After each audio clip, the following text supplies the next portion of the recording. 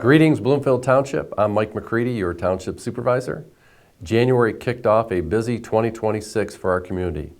On this episode, we'll take a look at a new fire truck, meet the new HR Director, and give you an inside look at Tea Times, our newest business in Bloomfield Township. The new year welcomed the brand new Sutphin SPH 100, a state-of-the-art fire truck that was fully funded by the American Rescue Plan Act. This truck has a longer ladder, a larger safety bucket that can fit 2 firefighters, and will be a huge improvement when fighting large structure fires. Firefighters have begun training on the vehicle, and Fire Chief John Leroy expects it to be completely outfitted and in operation by this spring. Life expectancy for this truck is 25 years. I'm in the cable studio today where I host my podcast, Bloomfield in Focus. Like so many other community producers, I host monthly tapings at our production studio. And I recently welcomed Brandon, owner of Tea Times, alongside with his general manager, Yosh, to discuss their new golf simulator business in the township. The ability to spotlight local business owners and tell their story is a huge part of what keeps our community attractive to both entrepreneurs and new homeowners. There was nothing like a snowstorm to highlight their grand opening and welcome to the community. There was no snow on the inside amongst the golf simulators. I love the opportunity to speak with members of our community. So if you have an idea for a show, reach out. Let's take a moment to meet one of our newest employees, Human Resources Director Jennifer Haring. Jennifer, welcome. Thank you. Nice to have you in Bloomfield Township. I'm very thankful to be here. And Jennifer is our new and first HR Human Resources Director in Bloomfield Township. Yes. A department that the township's never had before. It's an exciting opportunity. It is a great opportunity. And you came to us really from the automotive supply industry. Yes. And you'd been in that for 20 plus years? Correct. Yeah. So tell us a little bit about your background. Tell us a little bit about yourself that you're comfortable sharing. Okay. Thank you. My initial exposure to HR really started with recruiting, heavy into, volumes of recruiting, if you will. And so that gave me some really good understanding of organizational needs and workforce management. And then I transitioned into a more generalist role and moved up through the HR structure. The director role is really what my interest really became as far as taking myself to the next level and create new challenges for myself. Right. And I remember, if I remember correctly, you were with Harmon in Novi for a while, right? Yes.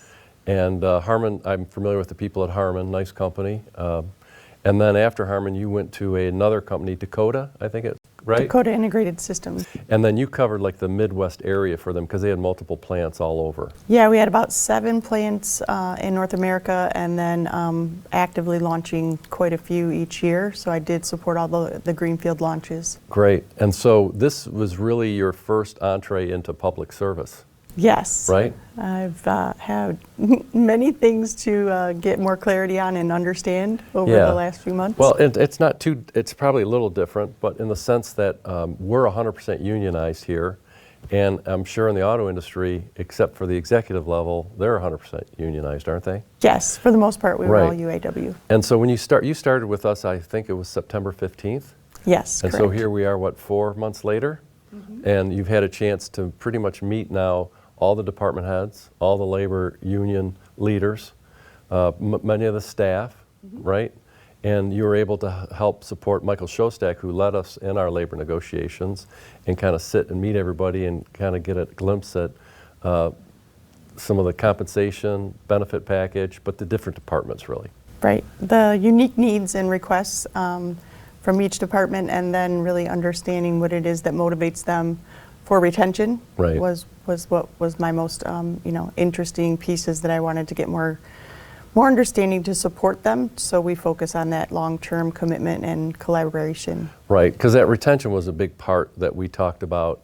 We had been losing employees, and what we were concerned about is we never really did onboarding and we didn't do exit interviews, and that was something we talked about that we had to start establishing.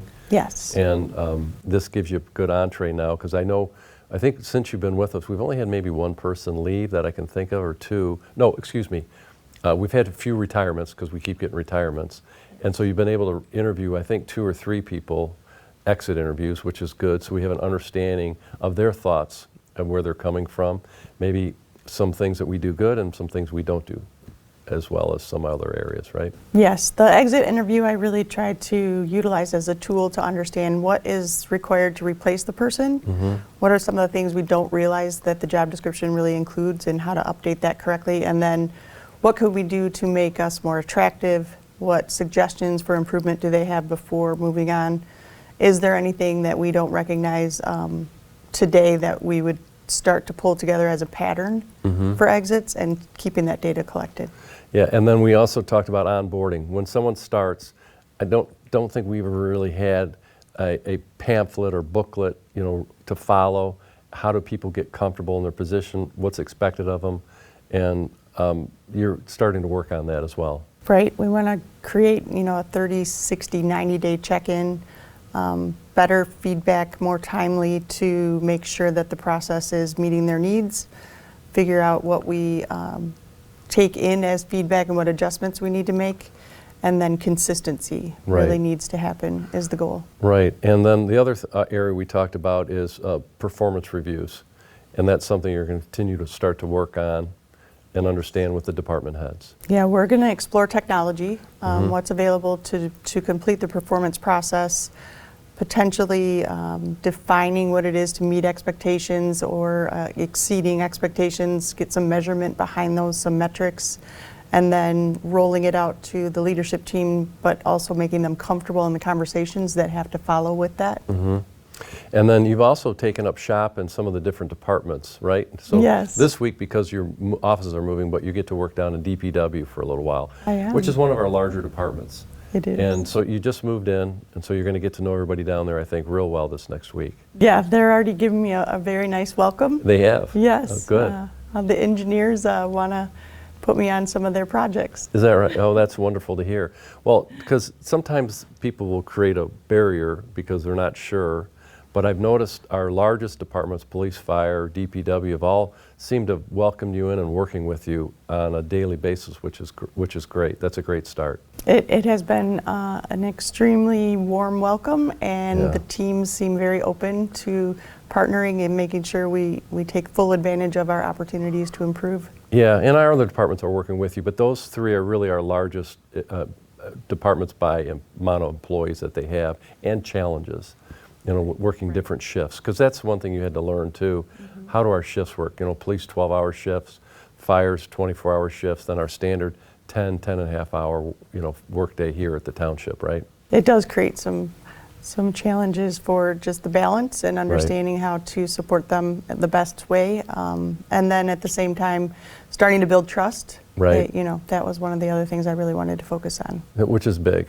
That's the big part. So tell us as you go through and talk to the different department heads, and you're learning from them, how can we support them? What is it they need? What are they asking you for? Are there specifics that you're finding, or is there a common theme of things that they're asking you for, or is it different in requests or learning about what the needs are in each department? The big request from at least police and fire, definitely for the recruiting process, onboarding process, consistency across what that should be moving forward. We're really giving that some full attention. And then I would say just understanding what hiring needs are going to be planned for the rest of the year. There's a consistency there that we want to make sure that we're ahead of it for recruiting, starting to partner with local organizations to uncover seasonal workers that might be interested and really gain some attraction for that before we need them. Make sure we're proactive in the hiring. Yeah, because right now we're in middle of January and it's cold outside, and we have single-digit temperatures with winds blowing. But soon spring will be approaching, and we'll need to hire seasonal workers, right? And if you're interested in working here part-time, could it be a high school student, a college student, or somebody else that's looking for internships? What do they do if they want to come and apply for a job? What steps should they take? First and foremost, keep an eye on the township homepage, if you will, and looking at the career opportunities link.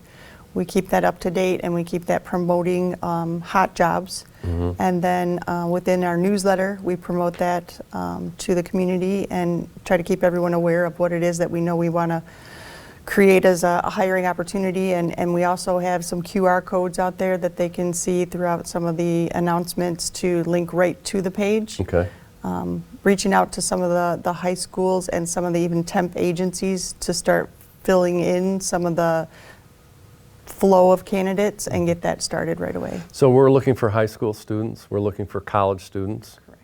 And these are for the seasonal part-time jobs. Yes. And they can go right on our website, bloomfieldtwpmi.gov. Correct. And they go to career opportunities and pull that up. Mm-hmm. And will it list jobs that we're looking for, or is it fill out an application and send it in? There should be both. The link to the application is always on the page, and then all of the current opportunities are out there.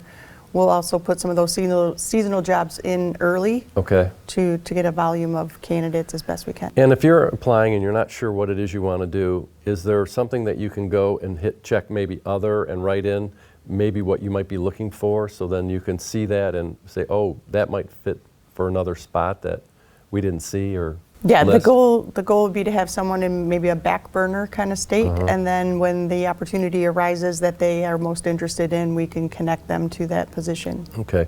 And I know right now some of the full-time positions we're looking for in DPW, I think we're looking for a mechanic right now, right? We have been looking for a master mechanic for a few months. It's a difficult role to fill. Yes, it is. Very demanded in the area, to my knowledge, and we're still absolutely searching for that position. If you go over to our garage, and I know you've been over there, and I like going over there, you see the trucks up, you see the cars up, and we do everything on the cars. We fix, I think, almost anything and everything, and that's what we need the master mechanic for. Yes, it's impressive. They It have is. a really elaborate operation. Yeah, I'm not sure people have seen how elaborate our garage is, but it's really, it probably competes with any major garage out there right now at the level of service that they're providing and repair work. Right, yeah, all different variations of the engines, which I can't talk Right. all of the talk, but right. yeah, there's some intensity. And then I know in police that a year ago we were very short on officers, but we filled a lot of those roles now. We've had a great influx of new cadets coming in. They go through the Oakland Community College Cadet School, and then they come in to do training here. And we sponsor them through that cadet school because there's a grant through the state, correct, that pays Yes. them an hourly rate. Right, And does it cover the tuition too for the school? it does. Right. They should feel a full investment from our end Okay. for their success. And I think we only have a couple of spaces now available. We're down to what, 2 or 3? We're down to 2 or 3, and then now our new search will really be for dispatchers. Okay. We have a need for 2 or 3 Dispatchers? coming up. So Right. I think we're running 12 dispatchers now, and those are 12-hour shifts. correct. And what's the criteria to be a dispatcher? If I understand correctly, you have the ability to go for training once you come on with us and get the full expertise, but we also look for someone who has that customer-facing experience, can think on their feet, quickly control a situation that may be challenging. So even say somebody who's in the food service industry that's behind a bar and a fast pace, somebody who can juggle many items at once is a good skill set to build upon. Yeah, I stopped down in dispatch last week, and I think it was Tuesday morning, and I said, oh boy, it's nice and quiet here. And then all of a sudden, I shouldn't have said anything. The next thing you know, the phones were ringing off the hook. So they get busy, and they have to be well trained because they're taking calls, and then they have to know where to go with that call and to keep the caller, calm and know that we're taking the information. We're going to have somebody there right away. Yeah, they're not going to let you say that out loud again. No, they won't, and I won't say it either because that whole week turned into a mess with that snowstorm we had, and we had calls coming in left and right. So let's talk about some of the labor negotiations. I know when we talked that you were dealing with labor negotiations in the auto industry, and you said those negotiations can get rather tense. Yeah. Where they're like screaming at each other, where spit's flying and veins are popping out of their True, head. very A little true. different from ours. Ours was not in any way similar. No, Michael, I think, did a masterful job, and I think our department heads and union representatives, it seemed very calm and deliverable, if that makes sense, right? Michael did a great job. Yeah. He was very, very poised throughout the whole process. Right. Even if things did get a small amount of heated. Right. It was still very respectful and A little given- different than what you were used to, huh? Yeah. It was given with full respect that there would be a mutual way we could come to an Yeah, agreement. because you were like, where's the screaming? Where's the yelling? Where's the veins? And there was none of that going on. It was a nice change. Yeah, and you got through it. So that was a great way for you as an introductory to meet everybody in the township to move forward. Yes. So right away. what do you think some of the next steps will be for human resources going forward? We want to focus on technology to use the streamlining that's available to create efficiencies, to remove waste, remove redundancies and duplication of steps. Yeah. Really take us to 2026 version of what it is to take someone from hire to retire and give them all of the fulfillment that they're looking for and that allows them to stay with us long term. Also looking at the rewards to the community because we're building a great organization. Make sure those two things are connected. Focusing on customer service in each functional area. We have QR codes up now Right. at some of the service desks to make sure that the residents can communicate what we need to do if better or even if we've done something well, let us know. I saw that in Treasury. So when they come in, they'll see the QR code. They go back and give feedback on how they were, how were treated from the clerk or the treasurer's office, and that'll help us improve our customer service. Yeah, the experience from the resident giving us feedback and then allowing us to use that to build our workforce in the way that it meets everyone's needs. Right, so if a resident comes in, please look for the QR code because that's going to help us to build, hopefully, a good customer service for our residents when they come in the door. Yes, looking forward to that. Right, and then the last thing is, I know we're going to expand and bring on eventually a human resources generalist, correct? Correct. Can you tell us a little bit what a generalist would do? A generalist, in my mind, will really give us the ability to fill in some of the gaps on the day-to-day. Heavily involved in the recruiting, but also in the follow-up once they join us. Help support day one. Day one is very active, so allowing them to give that day one experience the best possible first impression. That Making onboarding sure, experience. yes, within Right. the first 30 days that employee settles in and has everything they need, and Right. the generalist can also support where we have misses in the sense of communication. That should also streamline some of the communication, make sure that we don't miss anything. So we'll develop like a handbook that they can work through, that we can sit down and go through them with. Because I think when people started without an HR team, you just assumed they kind of knew what they were doing, but they didn't. From all sorts of areas like time off or sick time or questions if I have to travel or just general operating things that I think people just assumed everybody would know, right? But this generalist will help with that. But they're also going to go out and do some recruiting for us as well, correct? Yes, I'd like to have some full, maybe even college visits and things like that to get career fairs and some things to get our name out there and Right. more exposure. So with HR, you're really behind the scenes person. The public isn't going to come in and necessarily meet with you, but they're going to see our counter people or our frontline people. And you're back there kind of helping to ensure that interaction between the forward-facing, the ones meeting with the residents, have a good experience, right? Yes, we want Bloomfield Township to be a great place to work, and we want branding behind that everyone can feel the culture, that we are proud to be a partnership with our residents in the community, and that we are giving them the most positive way to see us interacting and what we deliver them on each day. Good customer service is what we Yes. want to deliver to them. Yes. Like and you don't ever want to tell a resident no unless you absolutely have to. Yes. How can we help you, and what is it we're going to do to help the situation, or at least understand it better?